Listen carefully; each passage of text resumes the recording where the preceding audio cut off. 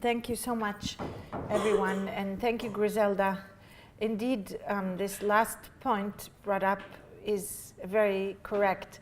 I am very grateful to this Leverhulme professorship because it allows me, together with students and artists and Griselda and some of the also teachers and professors, to think through what dOCUMENTA was. And when you're doing the dOCUMENTA with artists and writers and thinkers of various sorts and from various fields, as I did, you rush through a very intense experience, which is all full of, well, I'll think about that later, well, I'll think about that later, well, I'll think about that later, and so now is the later.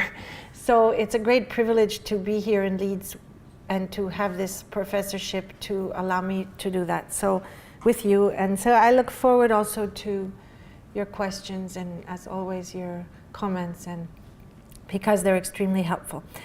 And the other point that was made is that this is not a lecture about dOCUMENTA. So anybody who's here wanting a lecture about dOCUMENTA is not going to get it, because I was asked in this particular occasion to speak about some of the specific artists' works in the dOCUMENTA.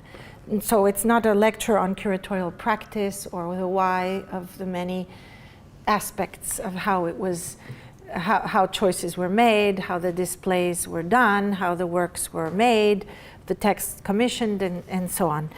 The so-called concept, no concept, which has to do with being in the state of the propositional. All of this is not the subject of right now. It's a very, I would like to show you pictures of works and describe them briefly, and bring up some of the questions that they raise. And I will focus on two in particular artists.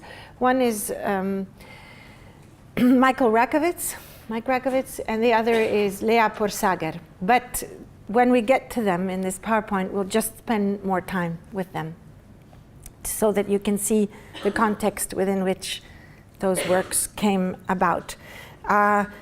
So as you can see from this, but nonetheless, like 5 minutes, a little bit to give you a general frame. The dOCUMENTA took place with various temporalities and in various places. It started with a publication program called the 100 Notes, 100 Thoughts, which were small notebooks, which were published over a year and a half and then collected in one of the 3 volumes of the final catalog. These were not all texts about art. They were texts about why we do things in the world, and there are various strands that run through them. For example, one is the question of love. Love as a political category, and as what we are not willing to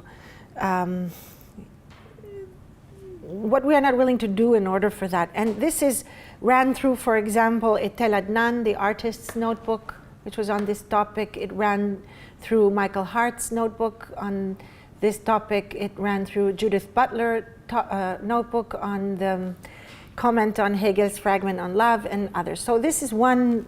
There are many strands that are woven together in that body of notebooks, and that was one of them. The other is, what is a notebook itself? What is it to be in the state of the propositional?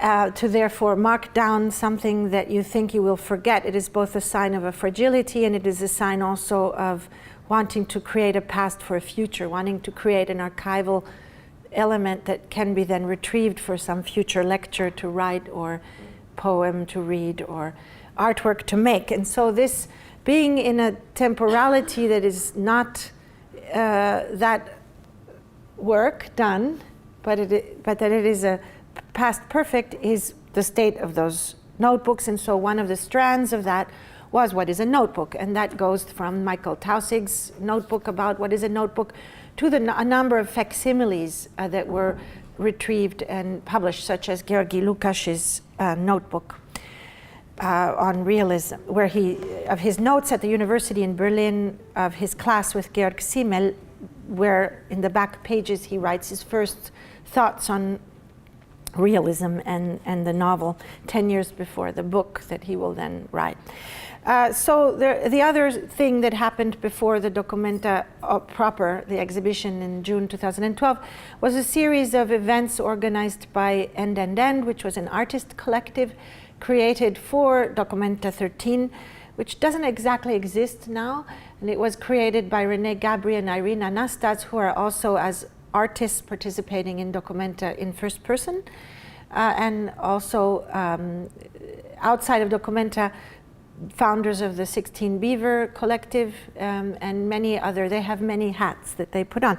And for dOCUMENTA, they created this collective called End, which was organizing a series of events which had to do with political questions and the relation between art, activism, and politics in many parts of the world and different places. And they were not particularly focused on during the dOCUMENTA itself in Kassel, exhibition part, but they were present through a series of poetic fictional emails that were sent out during a year prior to the opening of the exhibition in Kassel and continued after that. So that's from a temporal perspective. Some aspects of what happened in dOCUMENTA also continue today after the so-called exhibition is over. For example, works concerning the digitalization of the films belonging to the archives of the Afghan film in Kabul started to be organized and digitized and repaired also. The machine was not working to create the internegatives again and so on. So a number of things that were initiated during the Kabul part of the project continue after it, but not under the rubric of dOCUMENTA 13. So that has something to do with initiating things that will continue beyond the temporary exhibition. That's time. Place these 4 locations. The exhibition was primarily located in Kassel, as is traditionally true for the dOCUMENTA, for a number of historical reasons which have to do with the post-war period, post-Second World War period. But there was another series of seminars, workshops, and then exhibition held in Kabul. Seminars also in Bamyan, near where the Bamyan Buddhas had been destroyed. And this exhibition comprised the work of about 30 artists compared to Kassel, which was about 150 participants, but maybe 120 artists out of those 150. I'm just ballparking it because I never counted the specificities. Sometimes people are many things. And had an audience of about 40,000 people, which is extraordinary. It was perhaps the first public contemporary art exhibition, but the reason why it's extraordinary is because it was not reviewed at all, even though Kabul is a place full of journalists and media, but it doesn't participate in the cliche view of what is life in a war zone. And therefore, the hundreds of journalists and media of various countries from all over the world in Afghanistan did not feel that it was of any importance to report on this exhibition and this event that brought together artists from Afghanistan and artists from other places of the world, seminars, artworks, and so on. So that was an interesting kind of experience and an event. Alexandria, Cairo, there was not an exhibition. It was a project around sleep and hope, and the Banff was also a solo exhibition of Brian Jungen's works, the Canadian artist Brian Jungen, and a seminar and workshop on ceramic making revolving around the question of the retreat. Okay, indeed these 4 locations, Kassel, Kabul, Alexandria, Cairo, and Banff, somehow on a very superficial level can be associated with the different positions that I brought up as the positions that an artist can find him or herself facing the world and deciding or intuiting what to do, what is to be done, the big always question. These are not by far the only positions that an intellectual or an artist can have in mind, but they were simply the ones that I focused on with the large team of people that made the dOCUMENTA. It was not curated by me, it was curated by, whatever that means, by a team of people, about 13 so-called agents and about 7 advisors. Some of these were artists, such as Pierre Huyghe. Some of them were not even involved in the arts, like Donna Haraway, or Anton Zellinger, who is a quantum physicist. Donna is a feminist and biologist. And artists, as I said, and so-called curators were also part of this group. There was a growing group, and at a certain point it just sort of didn't grow anymore after about a year or two into the process of making it. And but the boundary between who was curating the dOCUMENTA and who was in the dOCUMENTA and was not organizing it was a very fluid and porous boundary, because many of the artistic projects within the dOCUMENTA itself, such as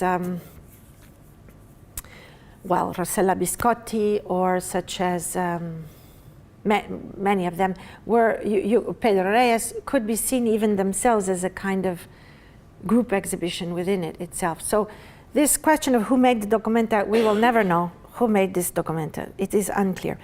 The 4 positions that I focused on that in a cliche way could be associated with these 4 locations are stage. What does it mean to be in a state of performativity on stage? And that was, one would say, could say it's Kassel, because it's an exhibition with 860,000 visitors, and it's an exhibition, so you're in an exhibitionary mode, the performative mode.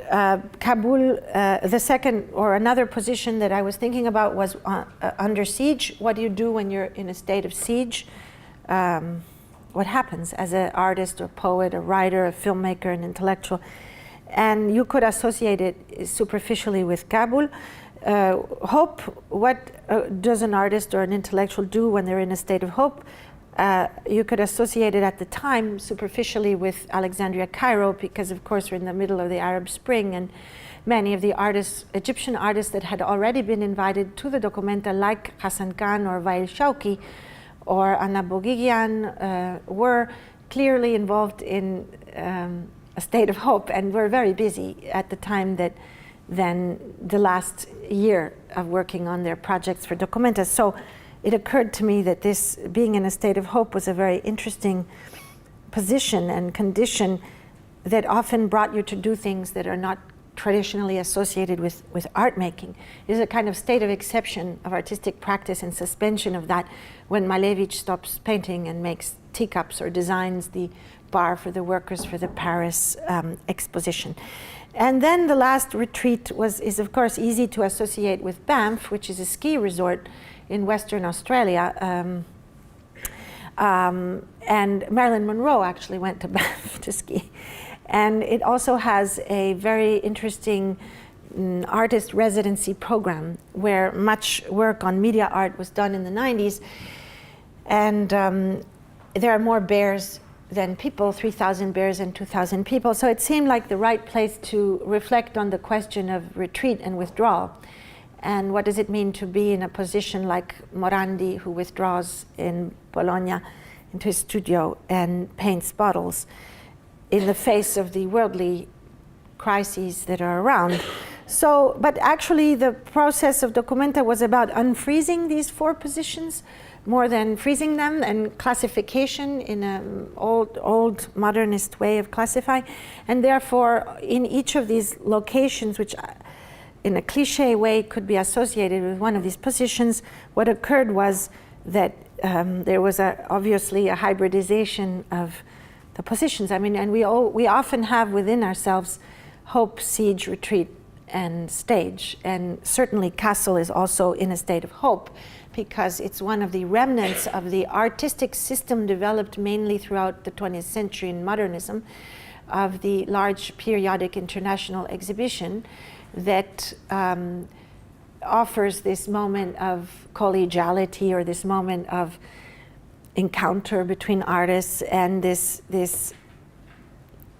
is a kind of a remnant of an obsolete system of art, and insofar as it is obsolete, it is also extremely hopeful, because I would ascribe to Nietzsche's in actual conversations that in obsolescence and in actuality you actually have a huge potential.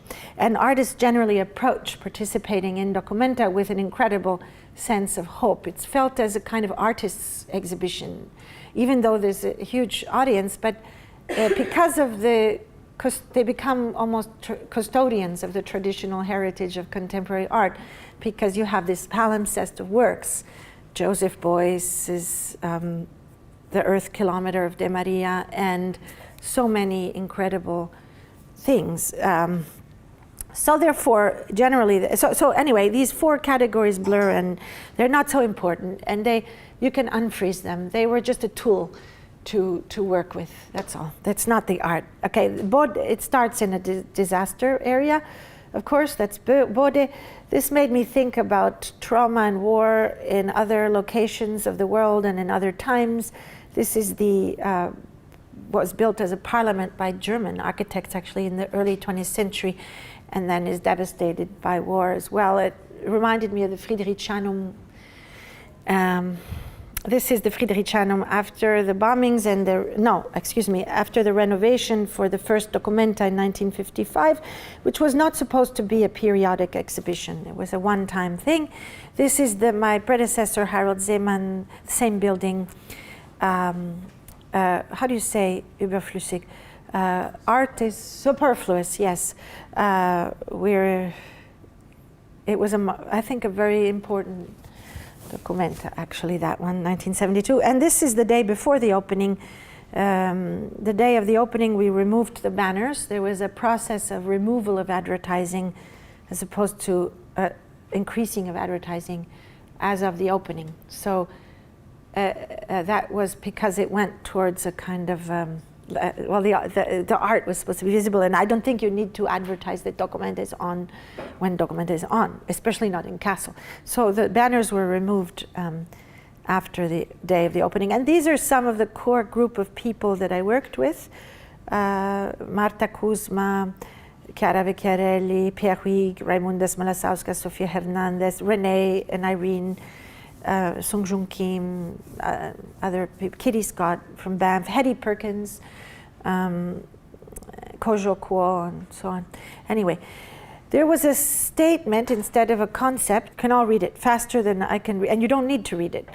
It basically was written after the fact, not before, as a way of trying to bring together all of these interests that were woven together to make the dOCUMENTA. So there are many references that are embedded in it, of course. This is interesting, for me, more interesting mind map that was done 2 or 3 years before the dOCUMENTA. And it's interesting that, to me, is that many of the things that I had thought about actually ended up happening, like the Lee Miller photographs or the Metzger, but instead of being the art of destruction of Metzger, Metzger then proposed the pre-art of destruction Metzger, and so for the first time these early drawings that were very much about being in a state of hope, drawings of a man and a woman making love, abstract drawings of figures, drawings of the Elgin marbles, all sorts of drawings that he had carefully put away in a kind of a safekeeping for 40 years, then came out in this dOCUMENTA. But other things that are here didn't happen, like the large glass or Hamilton. But but storytelling seems to have been fundamental for this. Science was present, of course, but more in terms of quantum physics and some aspects of biology, epigenetics more than genetics, for reasons that are political, that you can ask me maybe after. So when you entered into the Friedrichianum, it was kind of empty, which is odd because it's prime real estate, you would say, for art. And that's where traditionally the dOCUMENTA will position some key works, and artists will want to be there. And in this empty space, you encountered a vitrine with a letter from Kai Althoff, who wrote a letter of withdrawal from the exhibition. And that, of course, is there because I was thinking about retreat and withdrawal. Being formed in Italy with Arte Povera, I'm also formed in Italy with the thinkings of the Autonomia philosophy, obviously. Paolo Virno, Lazzarato, and these thinkers before have influenced my thinking. And Agamben also, in his slight relations with the notions of withdrawal that are in his texts around potentiality and Bartleby and so on. But the autonomia thinkers are more, Toni Negri and so on, they were important to me in 10, 20 years ago. And so they, through this, and Arte Povera, so two things that seem very opposite, very much something that is about polysensoriality and non-visuality and enveloping the experience of art, of Arte Povera, and on the other hand, the notion of withdrawal and retreat. Another Italian artist in the exhibition was Francesco Mattarese, who withdrew from artistic practice in 1977 and has since then been present through this absence. And he had a series of letters also, which are counterpoint to this real withdrawal from the exhibition, that were in a semicircle space called the Brain in the Friedrichianum as well. But what you really encountered entering into this space was what these two ladies encountered, which is wind and breeze. Not a very strong gust of wind, but a kind of delicate, slight wind that increased and was modulated in certain places like doorways and so on. And this was a part of the work that Ryan Gander, because we are in UK, so we can speak about some of the people who live here. He lives in London, and he did a three-part work, or three works in the dOCUMENTA. The first part, or they're not in an order of 1, 2, and 3, but one part was this wind in the Friedrichianum. And people were intrigued. That's Ryan talking about his work. He's near Raimundas Malasauskas, who was working closely with him. And people were intrigued by this apparent invisibility, but also very present sculpture, which is this sculpture of air and wind. There are many background research to it. For example, that in Kassel there is historically there's an important military industry. And there's also, connected with this, important industries around also airplanes and systems for flying. So it was very easy to find the right scientists or engineers, that would have the technology to work with him in a very simple way, to make the simplest solution for this question of creating the wind. Why I mention this is because often art is in a position of détournement of certain things that are built or invented for military purposes, like the internet or other things. And there's a question of changing the rules that are used, or using things with different rules. And it's a relation with play and anarchy. And the relationship between play and anarchy is also very important, like the poster, "Have a nice day," which is an anarchist slogan.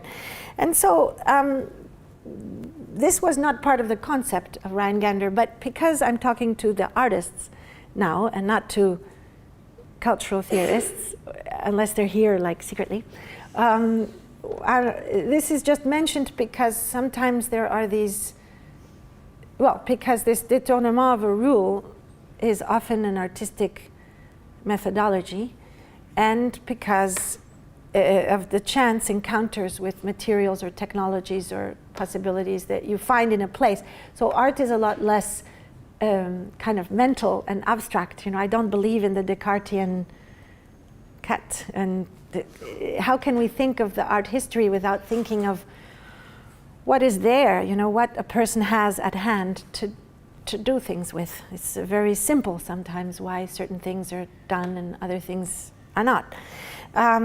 But of course, what it was connected with was with our conversations about the question of the Aue Park, because it was very important for me to locate the exhibition as well outdoors, not just in the closed venues, even though the board of the dOCUMENTA thought that was a nutty idea because statistically it rains 7 days out of 8 in the summer in Kassel. But I didn't really believe that. In fact, I think it didn't rain 7 days out of 8. But I thought we could sell umbrellas, you know, or something like that, or boots, and it wouldn't be a problem. I didn't, and also I think that if you are walking in the rain and you take your shoes off, it's a wonderfully way of also grounding yourself in developing other senses, which are not just the visual, but also touch and so on. So I thought that, and we should have bicycles, that it didn't, because of the walking, you know, there was this question of accessibility, which is a drama in art, contemporary artistic practice, because the politics of those who believe in making art accessible are of course the same or similar to the politics of many of the artists, but the question of accessibility often impinge and render impossible so many artistic works. You know, it's impossible to exhibit a Cunellis today, a fire piece, in almost any museum in the world for health and safety reasons, and so on and so forth. So there was this question of access and accessibility, so we worked on getting, I said, well, let's get some bicycles, and then we put buses that you could stop in different places for people who wanted to go to the, but that's sort of like administrative, curatorial stuff. It's not important. But what was important was bringing the outdoors indoors and the indoors outdoors. So it wasn't, I was not commissioning artists who usually make sculpture outdoors in the park. That was not interesting to me.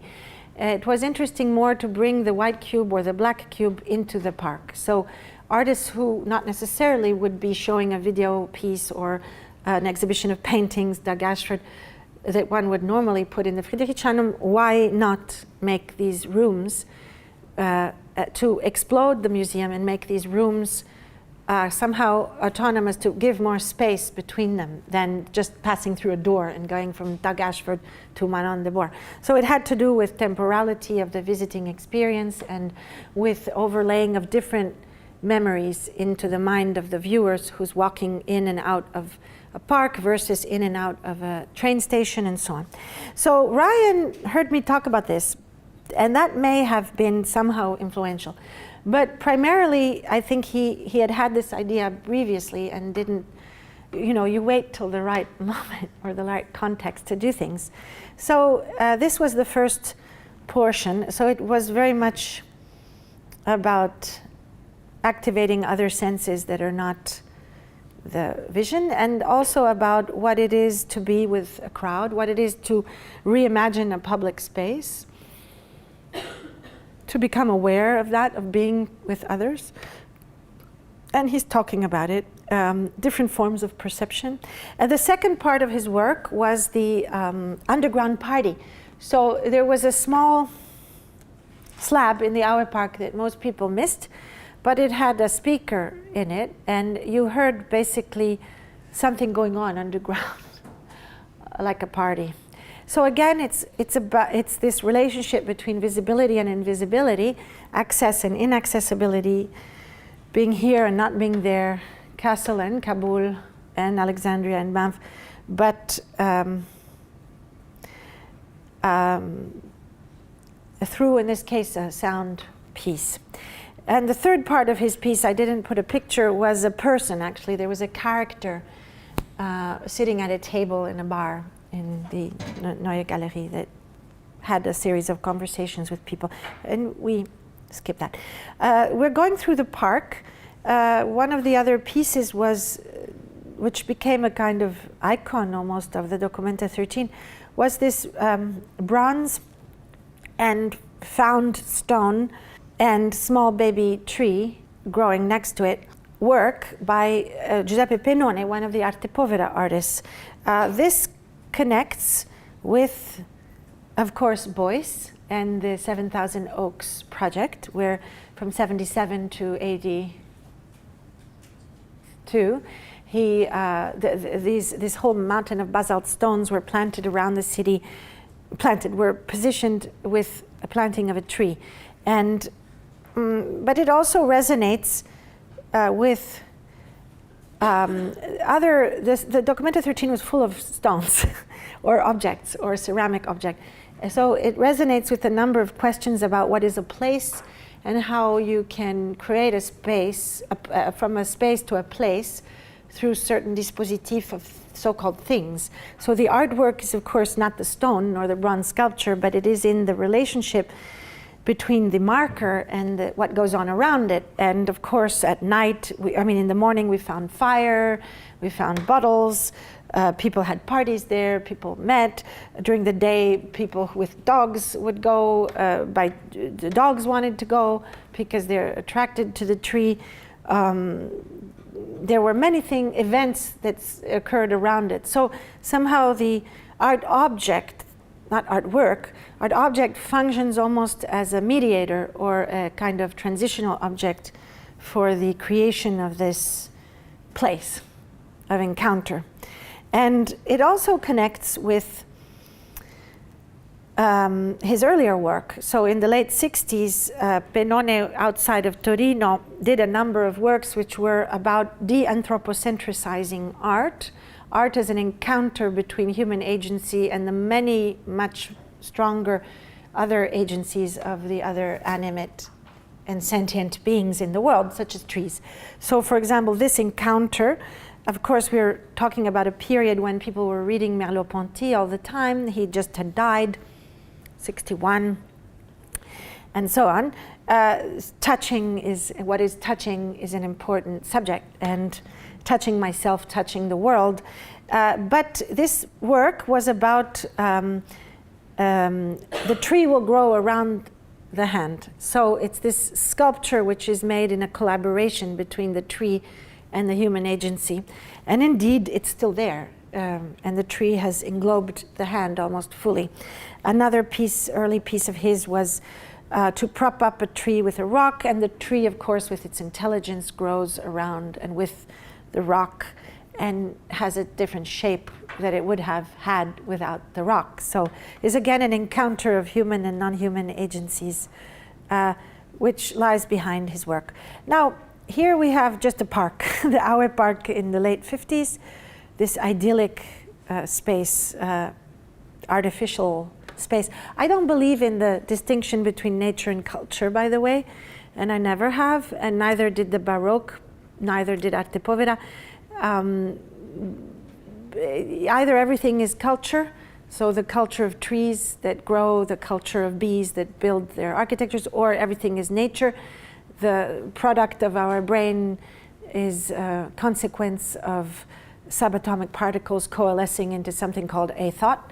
So whether it's all nature or all culture, it's an uninteresting question for me, totally uninteresting. And in that, I would ascribe to Donna Haraway's thinking, of course, of the gray zones between the cyborg as the gray zone that's neither technology or human nature, but the wealth, the blurring, the gender blurring, the so on and so forth. Okay, so in the park, you encountered not this. This is a year before dOCUMENTA, when we were working with the trash company to collect trash. First Song Dong, he's on there, making his mountainscape, which then, at the time dOCUMENTA opened as an exhibition, was this do-nothing garden.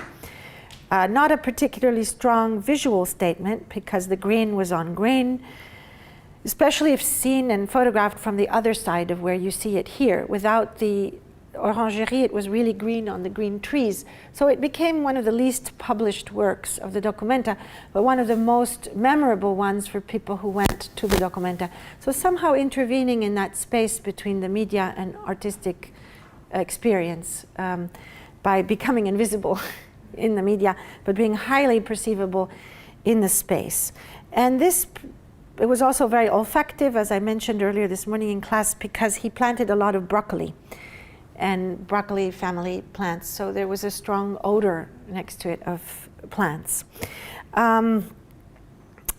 intentionally planted. And the letters say "do nothing garden" in Chinese. So it's like my no concept and his do nothing garden. And another work which you encountered at the beginning of the exhibition was Maria Loboda, who could look like a rather lame installation by a student. of a bunch of potted trees, formally disposed, positioned to the right and the left of the main alleyway in the central area of the park. But instead, this is what you saw if you came a little bit later, maybe 2 weeks later. And this is what you saw if you came maybe a month and a half later. So the trees were slowly storming not the Bastille, but the Orangerie. And if you spent 100 days in Kassel, the last days the trees had arrived at the Orangerie building, and then the exhibition ended. So these walking trees were her little sentinels of markers of time, and how you can construct spaces through the articulation of temporality, in a way, which was one of the other currents and strands in the dOCUMENTA.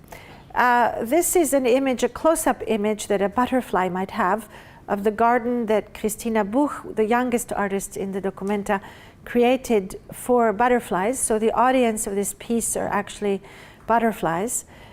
People could also see it, but the so-called more aesthetically pleasing plants were more in the center, and on the, for reasons that pertain to food and so on for the butterflies. And this is all you saw. So it was a garden not made according to architecture, design of garden properties or visual harmony for people, but it was designed for the butterflies. And these are some of the close-ups. And sometimes butterflies did come. Sometimes she released them. She lived in Kassel for 100 days, actually for much more, because she moved there way before the exhibition. She's a student coming out of the class of Rosemary Truckle, so perhaps the youngest artist in the dOCUMENTA. I don't think she had even got her degree by the time this happened, but Rosemary wanted to show me all her students' works, which I think is a very interesting move. You know, there were I have nothing against, I really don't want to stereotype too much, but I was about to say there were no male artists who showed me their students' works and insisted that I see them all. It might be a coincidence, but Rosemary Truckle took me, 2 days of just everybody, this artist, this artist, this artist, and they were more or less getting their masters with her. So it was quite wonderful to have that experience with her. And indeed, Christina Buch ended up being invited because I thought she was so interesting. And she lived with raising butterflies in her apartment that were released in this garden, and also spontaneously other butterflies came. There was Pierre Huyghe. This is the sketches for Pierre Huyghe's work in the Aue Park, which was a kind of a compost. And I'm going to talk about this in the next Leverhulme lectures. This was an artist from Thailand, Araya Rajamsrusuk, and she is living in Chiang Mai and teaching at the art school of Chiang Mai. She basically founded the Department of Fine Arts at the Chiang Mai University. And so most of the younger or mid-career artists who come out of Thailand are actually coming out of her classes. Rikrit spends very little time in Chiang Mai, only a few weeks a year, and the so-called farm outside of Chiang Mai, which I visited, there wasn't anybody there when I went. But Araya has a very intense relationship with all of the younger artists. And in any case, Araya lives with her dogs. She has about 14 dogs that are stray dogs that she's adopted. And she decided, as her work for the dOCUMENTA, to create a project on visibility and invisibility, withdrawal and being on stage, by creating a living space for her. So she lived in the Aue Park during the exhibition in this little house, one of the many little houses in the park, with one of her dogs that she brought from Thailand. And there were videos projected on the outside of the building that you could see through the cracks in the wood. She carefully designed the palisade so that you could see enough of the area that was her living space. Of course, it's about being on stage, the artist as a kind of the voyeurism of contemporary art exhibitions and the experience of exhibitions for many visitors. The quick, I've seen that, rushing through an exhibition. So being on stage for her is the same as being under siege, besieged by the visitors. And about 800,000 people walked and looked through the cracks to see if they could get a glimpse of her. She very rarely came out during the day. She was out there usually early in the morning before 10 or after the closing of the exhibition at dusk. The videos, on the other hand, outside of the building were videos that were a collage of TV footage from the demonstrations in Thailand at the time, which are still now. There are many crises going on in Bangkok right now, as we read on the papers. So it had something to do with, and also there were some of her works with her dogs on them. So there was a relationship between media and the experience of art in that piece. Pedro Reyes created a participatory artwork which was developed out of a prototype that he had made the year before for the Guggenheim in Brooklyn as a special project. And this was his sanatorium. And the sanatorium was, in this case, the little house was designed by the artist himself. In most cases, they were not. They were altered by the artists. They were standard prefabs that were coming from companies, a company that is a very good ecologically minded construction company that uses great care in the materials and so on, but still prefabs. And he, in this case, is one of the artists who, having a degree in architecture, he just made his own design. And it was a hospital situation where the visitors were treated. And you could pick your therapy. There were 6 or 7 different therapies. And the students of the School of Fine Arts of Geneva collaborated with dOCUMENTA in a very interesting project, pilot project, let's say, that Chus Martinez, she was the agent that was closest to me, so-called head of department, but I never gave the name of the department that she was the head of. So she was the head of department, but we don't know of what. Chus Martinez, who was the closest person to me in terms of all the curators and agents, proposed that we create this alliances with schools. So it's kind of artistic exhibition making in alliance, not with art fairs and auction houses, but with schools. And this was a very productive system that created, for example, this project, which is that the students of the school got credits for participating. It was like doing a seminar. So it was a win-win situation. It was also a way of avoiding precarious labor of interns, getting all these artists, young interns who are unpaid and so on. So in this case, the participants were, dOCUMENTA provided hospitality, housing and food, and travel in some cases, and the university provided the grant for their living, and they got credits for it, and Pedro went to teach a seminar at the school in Geneva. So it was a very good project that lasted for a year prior to the opening of the dOCUMENTA. And so that is a piece.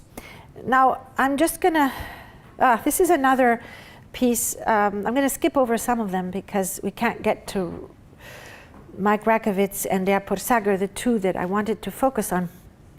Prior to that, I'm mentioning another outdoor work. Marcus Lutiens, I find one of the most brilliant. I mean, I learn a lot from artists, and I learn a lot from Marcus.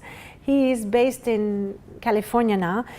His work has to do with many questions, but in the case of dOCUMENTA, he created a reflecting house where the house, as you see on the left, it's a little bit high up on a hill. That's because actually the house is mirrored underground. So when you enter, you see the top part of the house as the same as the bottom part. He even created the gap in between the wall and the wall below, and between the fireplace and the imagined reflection of the fireplace, in order to give this sense of falling into this reflection when you descended the stairs, which are a mirror image of the roof ceiling. And when you descended the stairs, you would enter into these groups of hypnotic sessions. You could reserve and book, like in the sanatorium of Pedro Reyes, and he would hypnotize you. either individually or as a group. And he hypnotized over 7,000 people during the dOCUMENTA, installing art exhibition inside the head. So the art exhibition was a series of images. So it's not hypnosis for the purpose of stopping smoking. I mean, people go to hypnotists as forms of psychotherapy for very practical reasons. And it's rather common. It's not as rare as we think. And it used to be a very common practice in the early 20th century. And in this case, there's no purpose to it except for expanding the sensorial experience in the mind of the visitors. So you would pick certain colors and certain things, and then that was associated with a certain story that would be the storyline for the hypnotic session. So here, in a way, the exhibition space is only a portal to an exhibition which is unique to each person's brain and installed in their brain. Another project in the Aue Park, which I won't mention. Now, we're coming close to Lea Porsager. Okay. Lea Porsager is a young Danish artist. And she was very interested in the fact that I wanted to make these little houses in the Aue Park. And she reminded me that one of the earliest artists' communities was made like that. And it was the Monte Verita in Switzerland, near Ascona. And she decided that she wanted to make a project which was a research-based project. You could say that her work falls in the category of artistic research, if you want to put a label on it. It's not relational art, it's not this, it's artistic research art. That's one of those stupid labels that are put onto things by people like me. And in fact, I just used it, but with embarrassment. So she will, I actually think at this point I'm going to read a little bit of a text I wrote about her work that describes this project as well, and show you some images of it. So this was the entrance to the original Monte Verita. People, many psychoanalysts, many artists went to the Monte Verita in around 1900. And it was also a nudist camp because it founded the idea that sun therapy, that if you take the sun, it can be very good for your health. This is also true if you don't exaggerate with the sun. It's also true for a number of diseases. These are a number of artists.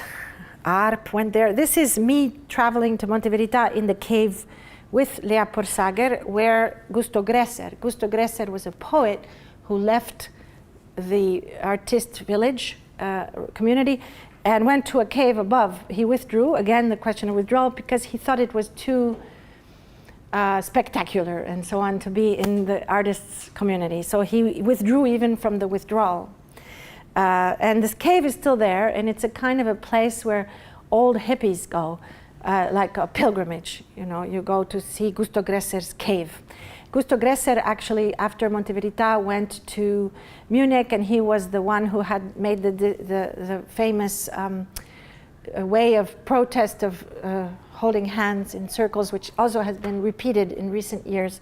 He also traveled to Sweden, and so the whole history of 20th century hippie culture somehow comes also through Monte Verita, Christiania, and other communities like that. These are some of the little houses in the Monte Verita with Lea Porsager, and this is the little house that Lea Porsager created in the Aue Park in Kassel. This is an image of the inside, a little house with these small Dada heads. They look like Sophie Tauber-Arp Dada heads, and there is a film projected on the side wall. Indeed, this house is more a space of passage where a space of documentation of an event which occurred in one of the houses in Monte Verita. So a year after visiting Monte Verita, she requested the possibility to reenact in Anatta house some experiments that had been done during those early years of the 20th century with her friends, and this becomes the film that is projected in the little house and that I would like to show you, which I have here.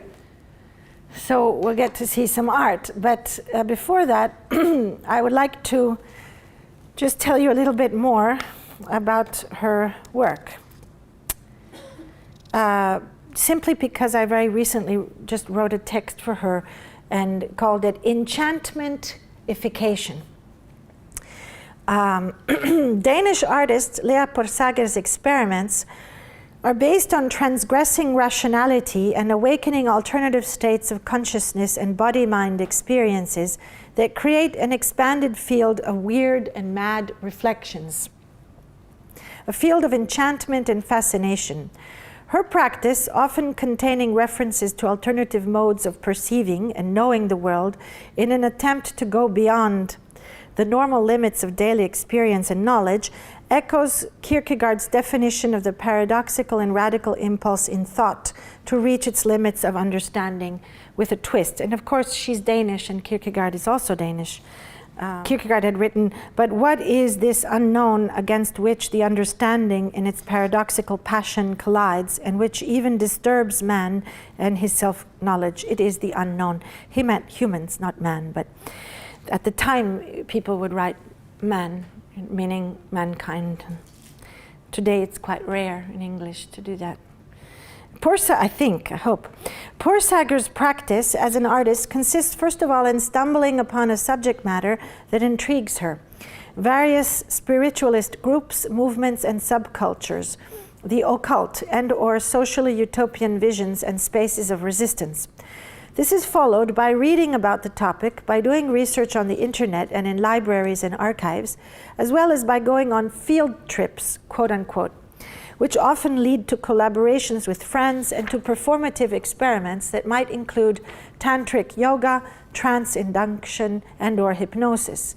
These experiences are later shared in the public art world in the form of gallery installations comprising sculpture, photography, text, found objects, films, and videos that bear witness to the experiments and in turn become independent works. In Porsager's weird, cumulative, associative, and research-based artistic practice, there is something that feels refreshingly of our time, and yet something that also feels radically past and perhaps obsolete.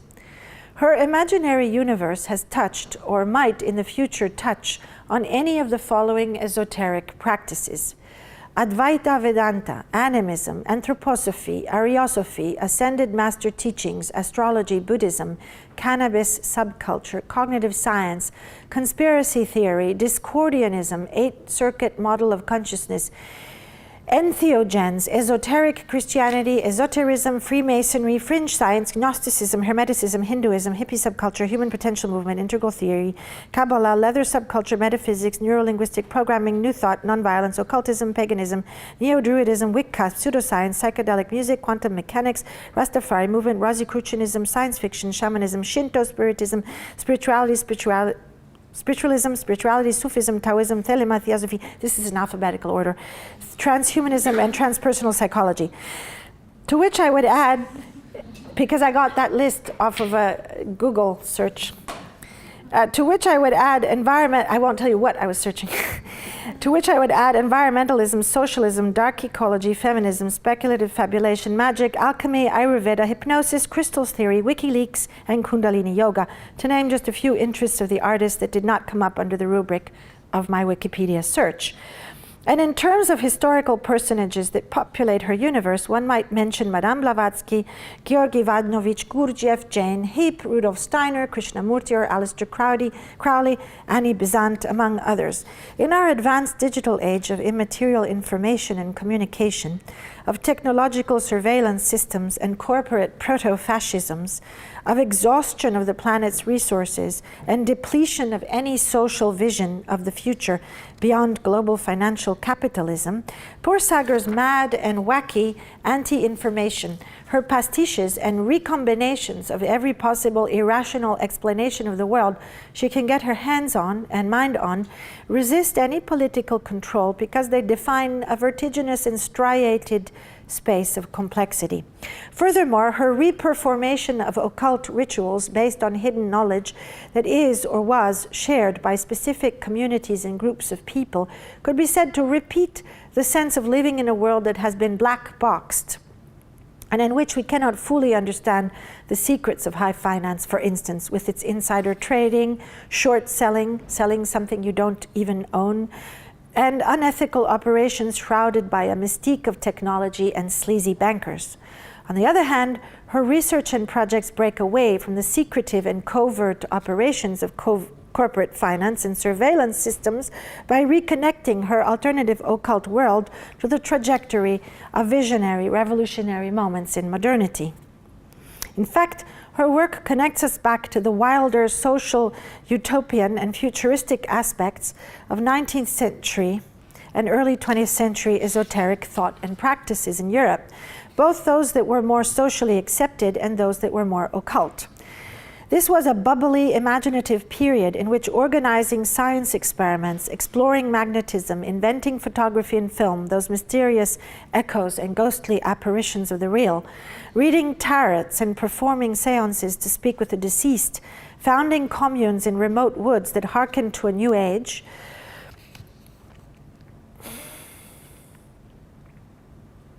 or organizing esoteric groups in Paris that connect with Eastern philosophies and religions, taking psychotropic drugs for mind expansion, figuring out quantum entanglement, or practicing hypnotic inductions where both the conscious and subconscious mind, the voluntary and the involuntary, are co-present. We're loosely connected to form a gray zone of modern culture between science and spiritualism.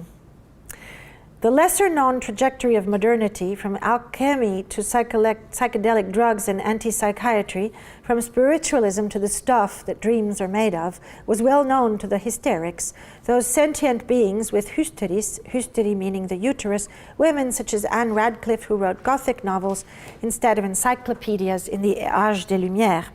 All of these impulses, practices, and desires were the hidden side of a rational, normative, and positivistic Western society bent on developing capitalism through eradicating the spiritual, controlling the material resources of the planet, and the colonial expropriation and exploitations of peoples and cultures, and the affirmation of the ego with a capital E, and human exceptionalism above the so-called natural world of all other life forms and sentient beings.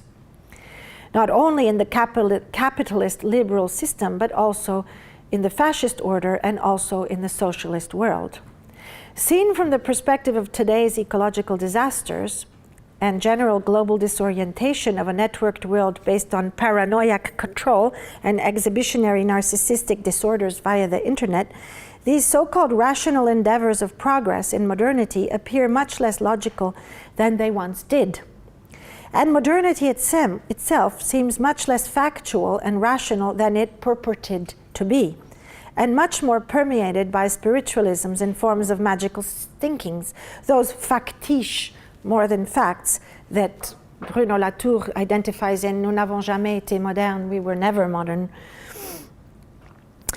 And much less integrated than the worldviews of their occult opposites, the Madame Blavatsky or Rudolf Steiners of their times. There is something in Lea Porsager's work that feels futuristic and sci-fi, something closer to the way Wikipedia operates with its repetitions, image-text connections, cross-references, and archival fervor and fever. So, in the case of this spooky action at a distance, the question of witnessing is very important to her work, so which we will see in a moment, the video. The question of witnessing and the related term testimony imply the practice of storytelling, yet a particular kind of storytelling whereby a certain adherence to the story, of the story to facts, to first-hand embodied experience, is presupposed. Etymologically, the Old English witness was an attestation of fact, event from personal knowledge. Also, one who so testifies. Originally, knowledge, wit, was formed from wit, noun, and ness, so witness. So the witness is he or she who has first-hand knowledge and also one who tells or otherwise communicates it. Witnessing carries an ethical dimension insofar as it is related to the notion of truth, therefore, or rather of sincerity. By being a witness, we are stating that we have had a certain experience and we attempt to carry the truth of it over to another or to others through our telling or recounting of that truth experience.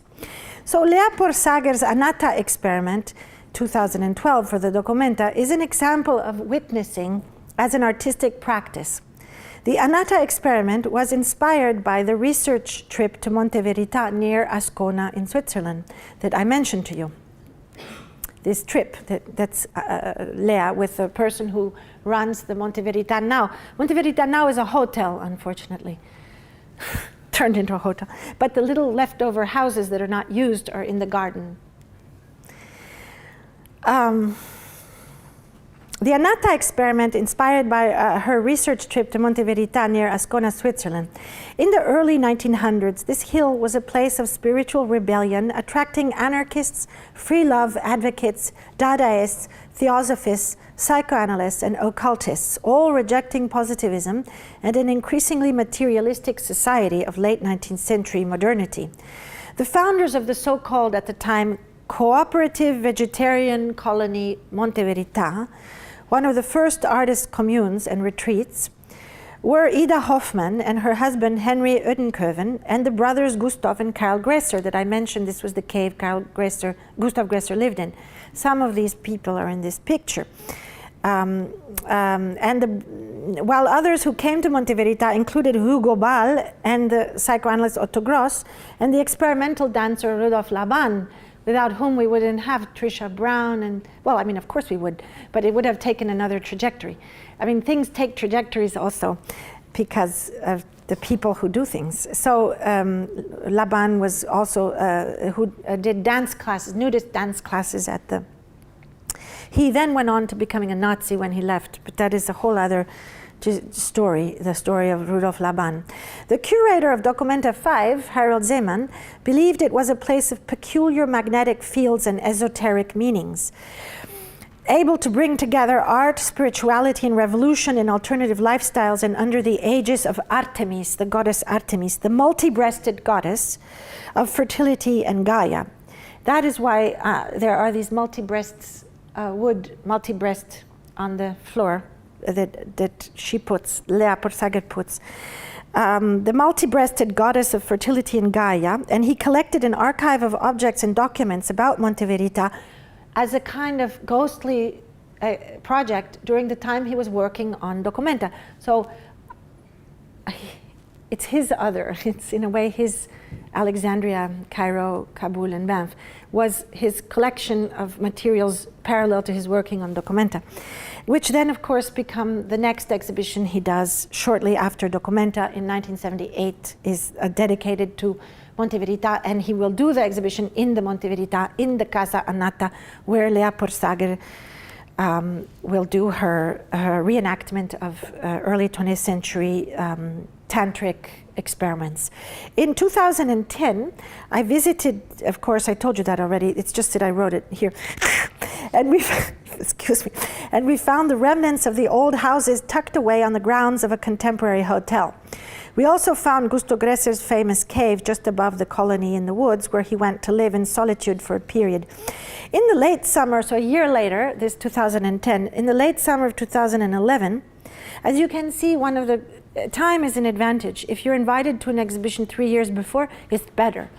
You have time to do your project and then cancel it, delete it, have another one, another idea, throw it out. It's much better. It's really unbearable this way that art exhibitions are done so quickly and you have to come up with an art project in 6 months or whatever. It's crazy. Unless that is the topic of your work. That's a whole other question. So we visited in the summer of 2010. In the summer of 2011, Porsager invited 7 friends. There are also, if you know this, of course, 7 chakras or centers of energy in our bodies, according to Eastern religions and yogi practices, to Casa Anatta, Monte Verita's principal building, where many communal meetings had been held in the early 20th century. Casa Anatta became the scene for a week-long experiment in August 2011. In Porsager's words, quote, "a vertical drop into tantric laws and processes normally obscured by the noise of productivity, ultimately finding its crux within Harold Zeman's archive and his puzzling Struktur Mutter, the Anatta experiment delivers a reverse coup de grâce to the utopian Lebensreform and to the Mutter herself." Lebensreform are the ideas of social revolution based on forms of life that are reconnecting, for example, with the rural and so on. It's interesting to study Lebensreform, Tolstoy, and so on, and these ideas in connection with today's attention of artists to seeds, of food, the whole projects going on in Detroit, and so on and so forth, and around the world, and also in Kassel. So she produced a video, which I'm going to show you now, the Anatta experiment, where her witnessing with her camera the experiment, so she was not part of the tantric drop. Her witnessing with her camera the experiment of the 7 women exploring their bodies, exercising the loss of the ego, because anatta means I am not me. It's the loss of the ego. And sensually interacting becomes the breaking out of images from the frames over the events witnessed, where the images of the experiment travel through time and place until they reached a small wooden house reminiscent of the houses of the Monte Verità, which is the little house I showed you. But it's not the right photograph, because this little house is characterized by being a passageway. When you see the door, you see the grass on the other side, and it's only a few meters long. So it's actually just a passageway, as the Anatta experiment is a passageway. So until these images reached a small wooden house reminiscent of the houses at Monte Verità in Karlsruhe Park in Kassel, where the piece was exhibited in the summer of 2012. So another year passed to make the film and make the installation. The presentation included the film, a wall text, sculptural objects, specifically some egg-shaped wooden objects and other in metal, placed on the floor that recalled Sophie Taber-Arp's Dada heads. After watching the film of the Anatta experiment and thinking about its paradoxes, maybe we should watch it before I read the rest of it. Porsager and I discussed at length the essay Remnants of Auschwitz, The Witness in the Archive, where Georgia Agamben indicates the paradox that no witness is truly a witness, since the true witness of the events would also be dead, and thus unable to bear witness. Maybe, as Agamben writes, the value of testimony lies essentially in what it lacks. At its center, it contains something that cannot be borne witness to, and that discharges the survivors of authority. The true witnesses, the complete witnesses, are those who did not bear witness and could not bear witness. Their survivors speak in their stead by proxy as pseudo-witnesses. They bear witness to the missing testimony. I think Agamben doesn't quote Shoshana Feldman and the book that was earlier than this text that says something very similar, but I don't think he read it actually. I mean, things can come separately. In this way, language is fundamentally inadequate and a lacuna for Agamben, as it collapses the possibility and is collapsed in the speech of language. Anatta in the Buddhist belief system means not I, not mine. From this perspective of this aporia, there is indeed a paradox in the collective attempt to experiment with an anatta state and then to transform that experience into a testimony by way of a film and an installation. If Porsager's project is to try to eliminate the consciousness of witnessing by entering into an anatta state, it becomes further complicated by the fact that if one were fully able to enter into an anatta state, it would be impossible to bear witness to the experiment, because in that egoless state, there would be no subject, no I, and thus no witness. And yet, the particular condition of the witness that cannot ever bear witness is not the entirety of the experience of witnessing. And in her essay on Alain René's film, Hiroshima Mon Amour, artist and writer Bracha Ettinger introduces the notion of a withness, achieved through the rendering fragile of the subject in love, communicating via a form of traumatized love. The most archaic psychic level of self is based on the maternal love that is traumatizing to the emergent subjectivity, the baby being born. It is a compassionate love within the non-I. What Ettinger would call a non-phallocentric theory of the witness is substantially a form of withness, almost a state of anatta, according to which witnessing an event is never a detached experience, but is rather referred to the fragile condition of the pre-birth and post-birth matrixial relations between the not yet mother and the not yet child. It is a perspective that, as Ettinger writes, quote, articulates trans-subjectivity with compassion and witnessing forms of compassionate tenderness.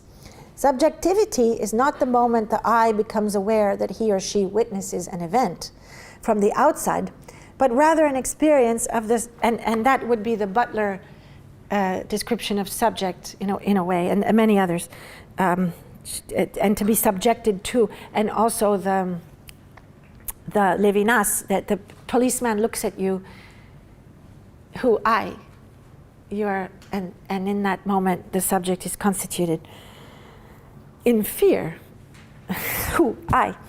Don't kill me.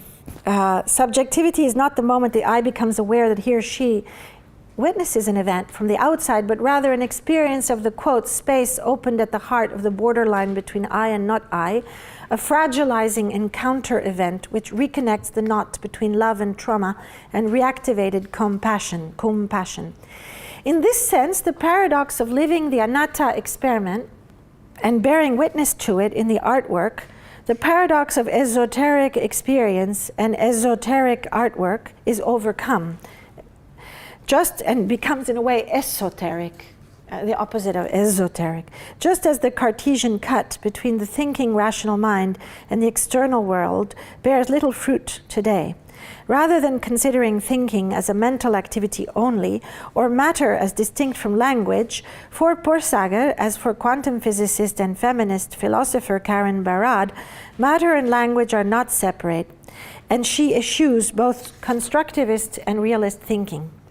Okay, I think at this point, we should look at the piece instead of me blah blah blah. And the beginning of the film has no sound, so it's okay.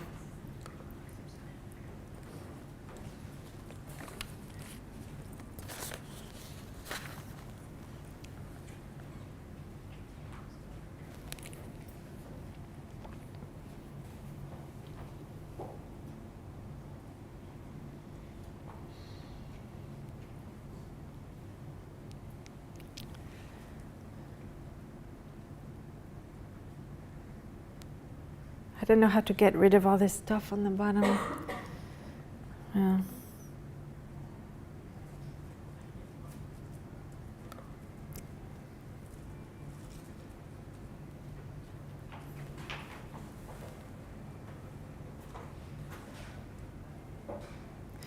It's not 5 minutes, it's like 15.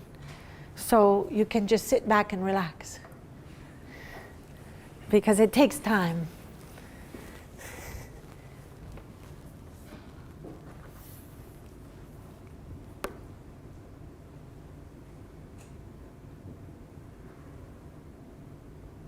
So these are not actors, they are friends. But the space is actually the Anatta house, which since then has been destroyed, by the way. So this is the last document we have of the inside of the original Anatta house at Monte Verita.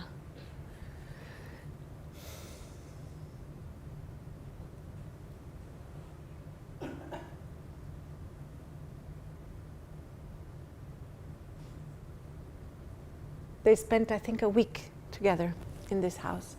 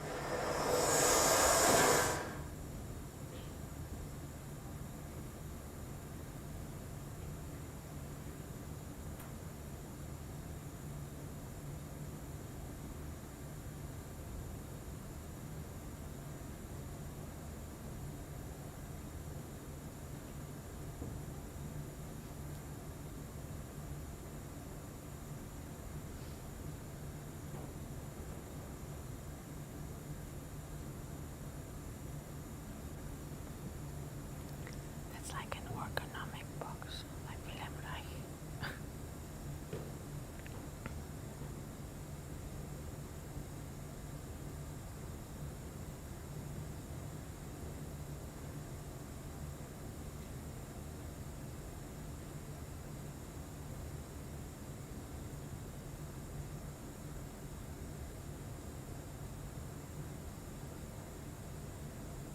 Speaker.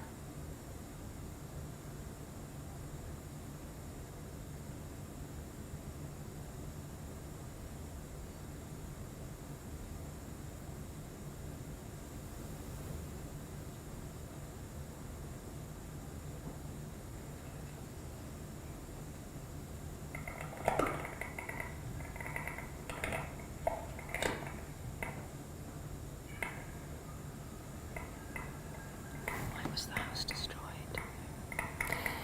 Because the hotel wanted to renovate it. Isn't that outrageous? I mean, the outside of the building is still there, but the inside is, this was the last thing that was in it. That's why they allowed her to do it, because they were gonna dig it down the inside. Isn't that sad?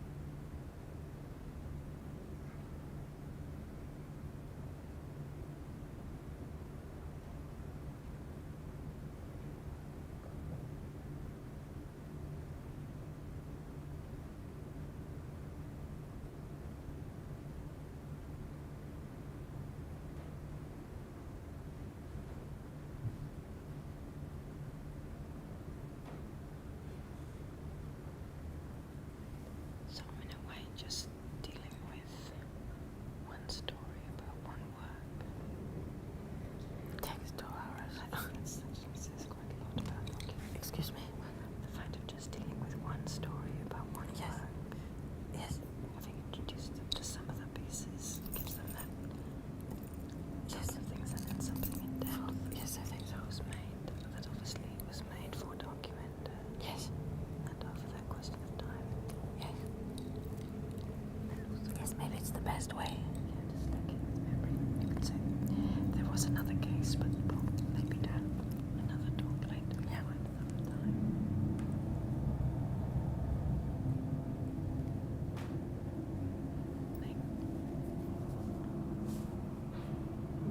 Because we talked about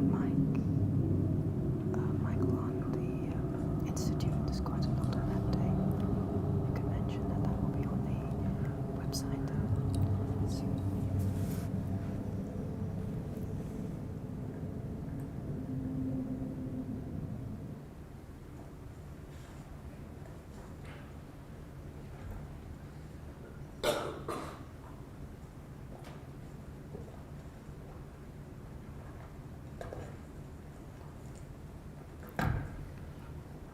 Would be nice to talk about this piece. I mean, nobody's ever written, a real text about the piece, the structure of it, the way that it goes outdoors at the end, and this night camera. It's a pity because everything's so fast nowadays. There's not even one text about this piece, not even in my essay, because I didn't have time. I didn't have words to dedicate to the film. But I guess there's time. Eventually somebody will do it.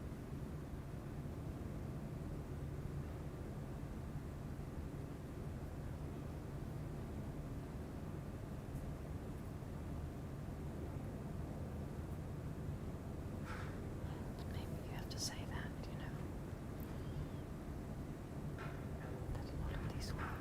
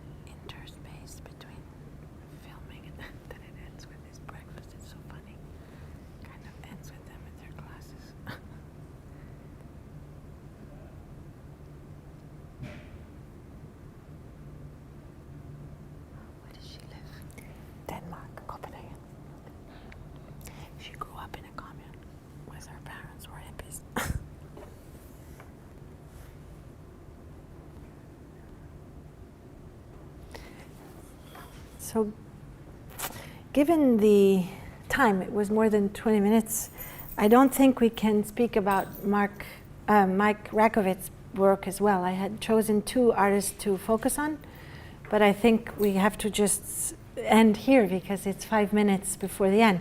So I think it's better if you would like to ask any questions or comment on what you saw. Of course, this piece, for example, this work deserves much more than just a contextual description of how she made it, what she was interested in, going to Casa Anata and so on. Because now that the dOCUMENTA is over, then it's time for these works to be also written about, and the structure of this film, the references to early film, the way that it goes from the inside of the house to the outside, the way she tries to treat color and filmic devices, nostalgia for certain silent film, early film, and the references to the Dada costumes, and so on. So there's so much to talk about, or to study, that I'm not doing right now. So that's a very small glimpse onto a very small part of a very large project, with a little focus on one artist's work and how she came to it. And because you are artists, I think it was important to show you not just the film in the little house, but to show you what the process was. Because for her, I don't think the artwork is the film. I mean, I think the film is an element in an installation that is itself an element of an artwork, and the artwork comprises also the week in Monte Verità with her friends doing this tantric vertical drop. I don't think that's preliminary research for. I mean, the preliminary research was the previous part that I showed you pictures of. So there are parts of art now that are visible in the so-called art system, and parts of art that are not visible in the so-called art system, but it's still part of the artwork if one were to write about it or think about it. So the exhibition is just a small moment of together the exhibition as an apparition instead of exhibition, maybe apparition, and the inhibition and the pre and the ghostly part are all part of the work. Okay. In any case, does anyone have any questions or comments to make on? And the other point is obviously to see this film, this video in a little house that's so narrow and way, she knows that most people will come in and not see the whole thing from beginning to end the way you do. So this feeling of also somehow repetition is also because she wants to make sure that whoever goes in there will have a certain, within 3 minutes, will always have a certain amount of elements in it. So it's like an expanded painting almost, rather than a narrative with a beginning and the end. Although it does have a narrative, because it ends with the outdoors and the going into the woods and so on. So there is a kind of a narrative structure, but she built it in a way that it would be an interesting experience for people who spend 3 to 5 minutes maximum in front of it, obviously. So it's not for a cinema as we saw it here. Okay. Anybody want to say anything or have any comment or question? Any clarification? Also on the previous part, the PowerPoint that you saw some things. I just wanted to ask you one Yes. thing. At the beginning you talked about epigenesis. You said it was political. Talking Oh, about yes. I just wanted, I was just intrigued. Yes, well, you know, that's a big question. That's a really big one. Genetics, like neuroscience, serve many purposes. They can serve purposes which are beneficial through medical research for curing certain diseases. They can also serve other purposes which have to do with the corporate control over life. In fact, Vandana Shiva wrote one of the notebooks about the corporate control over life through an analysis of Monsanto and other corporations that have genetically mapped seeds of various sorts and then proprietarily decided that they were, by modifying one small element of the genome, that they have proprietary rights over that plant. And that, of course, brings in a control over the food of the humans on the planet, because genetically modified seeds are also terminator seeds generally. So if one generation of farmers has a bad crop, the next year you don't have any seeds to plant, and you don't have the money to buy the seeds to plant. So on the one hand that, and on the other hand the fact that GMO seeds are running around. I'm just taking one example of seeds, but we could talk about bodies, we could talk about many other things.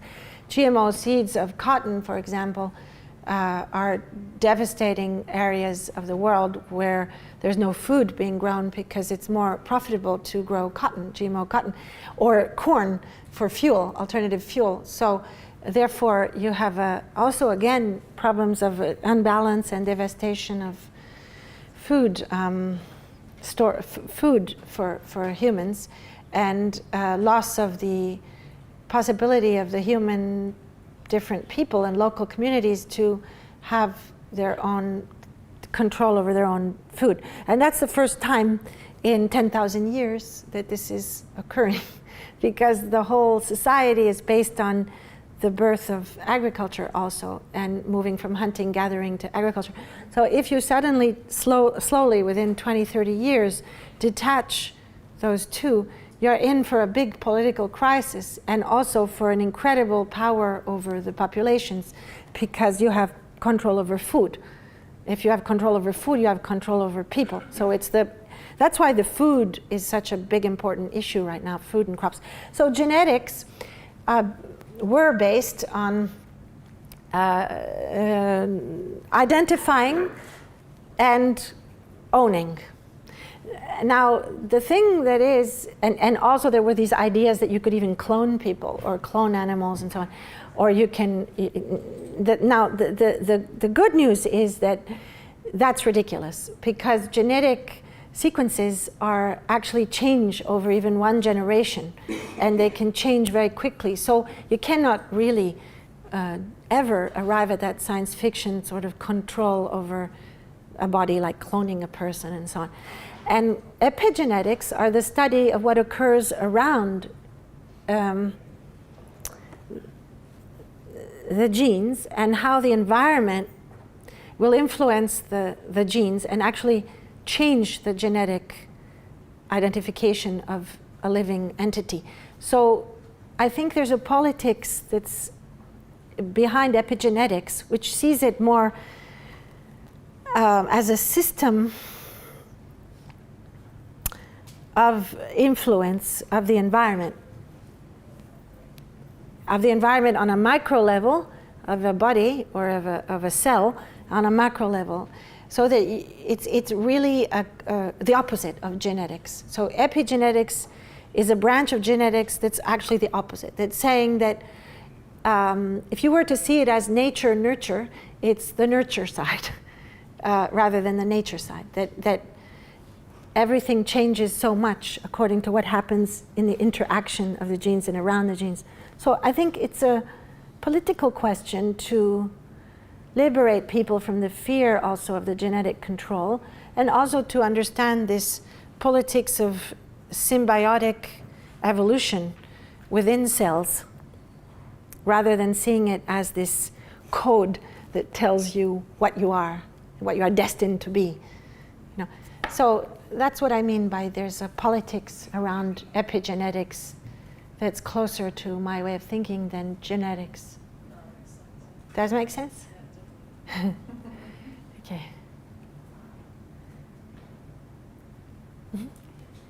I was just wondering, are the artists hand-picked in relation to coincide with the statement, or is there an application process that they go through? there is no application process for participating in dOCUMENTA, not even for directing dOCUMENTA. But the statement was written after about 150 people were involved in it, in a way, or maybe 75 people. So the statement was never given to the artists. The statement is something that I wrote to try to make sense of what I'm interested in. And I would say what we are interested in, because there was these 7 or 8 agents that became 13, and many times it's artists who introduce other artists and so on. So this is a really complicated question. But no, the answer is no. The artists arrived in various ways, and they were not hand-picked by anybody, not even by myself, except for maybe a small core of 5 to 10 people that I have many years of working together with, like Janet Cardiff, William Kentridge, Pierre Huyghe. Those are people that I've learned from and that I share parcours, an intellectual life with, and a living life with, over 20 years, 30 years. And so I tend to invite the core group of artists that grows with time from one project to another. Lawrence Weiner has been in all my group exhibitions, if you notice. He's part of this core group of people that I talk to. And it grows because, unfortunately, some people die, but some people you meet and you want to continue a conversation with. Basically, we would have these meetings that were rather informal with 7 or 8 or 10 or 12 of the agents, and they would talk about what they're interested in, and they would say, and the work of, for example, Tamara Henderson, Chus would say, but oh, your interest in objects, and you put this and you put that in, so you have to see Tamara Henderson. She's very interesting, and she's doing a work around this relationship with objects and so on. So okay, let's see the work. So in the end, I never invited anybody that I didn't want to, but the people that were invited were the result of the interests and loves and friendships and intellectual relations of a number of people. And these number of people themselves expanded to include other people. So it's not a system that, it goes back and forth between what you're talking about and interested in and discussing, and then the artists or the participants who are not artists, because this dOCUMENTA did not include only artists. There were philosophy seminars, there was a literature project, there were writers and novelists who came and spent weeks there and sat in a Chinese restaurant at the end of the Hour Park and wrote, and then they would do things for the audience as well. There were physicists, there were biologists, so there were political activists, there were people who were not, so it's not an exhibition of artists, but because of the history, my situated knowledge, I mean, I know more artists and I am interested in art in particular, but there was no rigid boundary to you have to be an artist to be in dOCUMENTA. And the expansion of it would bring in more ideas also and modify the original statement, or that wasn't written yet, and change it. And so it's a kind of osmosis that goes on between the inside and the outside.